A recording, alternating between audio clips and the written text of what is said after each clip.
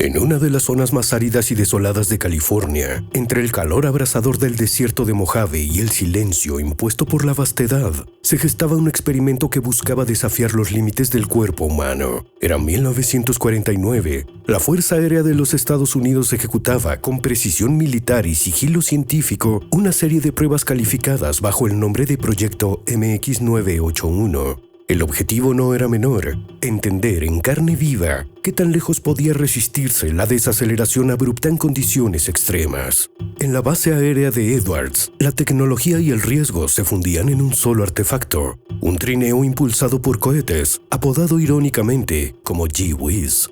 Esta estructura metálica recorría un raíl de casi 3 kilómetros a velocidades que rozaban lo imposible, solo para detenerse en seco en cuestión de segundos.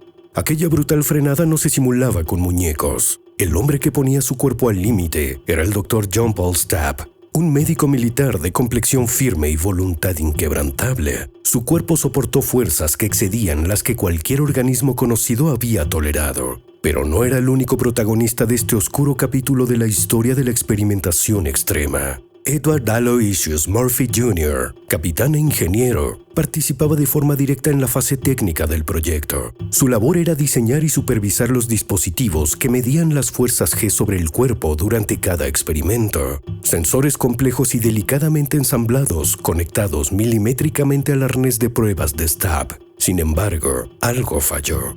Durante una sesión crucial, los sensores fueron conectados en sentido inverso por un miembro de su equipo que ya había cometido errores en el pasado. Aquella mínima desviación anuló por completo la recopilación de datos. No había segunda oportunidad ese día. La frustración fue inmediata. Y en ese instante, en medio del silencio metálico del laboratorio, Murphy pronunció la frase que sellaría su legado: "Si hay una manera de hacerlo mal, él lo hará". Palabras que no nacían del cinismo, sino de la amarga certeza de que incluso el sistema más calculado podía colapsar por una imperfección mínima. La frase no fue concebida para provocar risa. No era una broma de laboratorio ni una ocurrencia casual. Era una advertencia, un recordatorio de que en sistemas donde el margen de error era inexistente, todo debía ser anticipado. La idea fue recogida más adelante por el propio Stapp, quien en una conferencia de prensa la citó como el ejemplo de la importancia del diseño a prueba de fallos. Aquel día, y sin saberlo, el mundo recibió una de sus leyes más infames: la ley de Murphy. Con el paso de los años, aquella máxima fue deformada, simplificada y descontextualizada. Si algo puede salir mal, saldrá mal. Una frase que hoy adorna calendarios de oficina y camisetas irónicas, pero cuyo origen estuvo anclado en dolorosas pruebas de resistencia, carne lacerada por la velocidad y tecnologías en su etapa más peligrosa de desarrollo.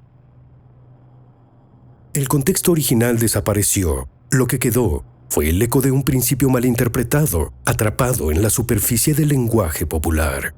Edward Murphy no fue un pesimista. Su carrera estuvo marcada por una obsesión con la prevención, por la necesidad de crear entornos seguros, donde cada componente funcionara con una precisión quirúrgica. Su experiencia en la Segunda Guerra Mundial y su posterior trabajo de ingeniería aeroespacial consolidaron su filosofía.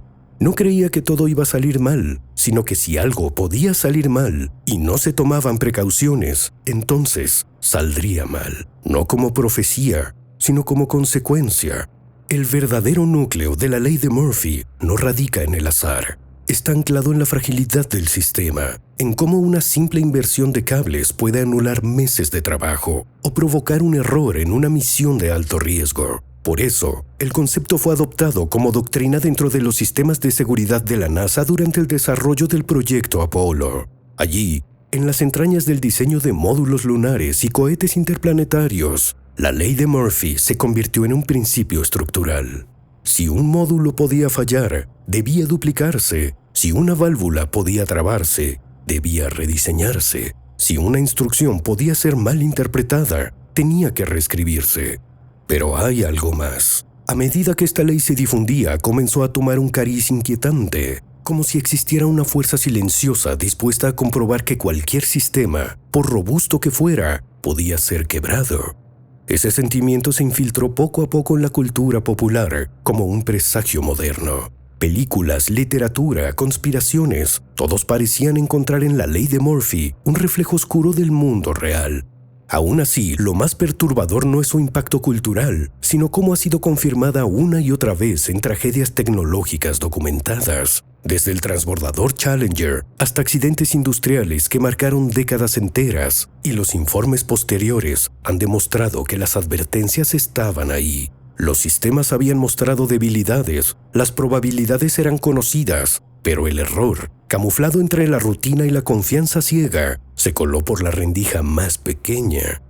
En esencia, eso es lo que hace tan inquietante a la ley de Murphy. No necesita manifestarse con estruendo, no requiere un fallo espectacular, le basta una omisión minúscula, una suposición mal planteada, un momento de descuido, y cuando ocurre, no hay marcha atrás.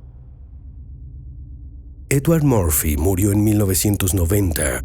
Su nombre quedó atrapado en esa frase que ya nadie atribuye correctamente, un nombre que ha sido distorsionado, banalizado y convertido casi en caricatura. Pero tras esta deformación cultural permanece una verdad incómoda. Incluso los proyectos más vigilados, los sistemas más avanzados y las mentes más brillantes pueden ser vulnerables al error más insignificante. La ley no es una condena, es una advertencia, un susurro que desde las sombras del desierto de Mojave recuerda que el colapso de la intención habita en los pequeños detalles. Suscríbete. YouTube cree que te gustaría este video y esta lista de reproducción.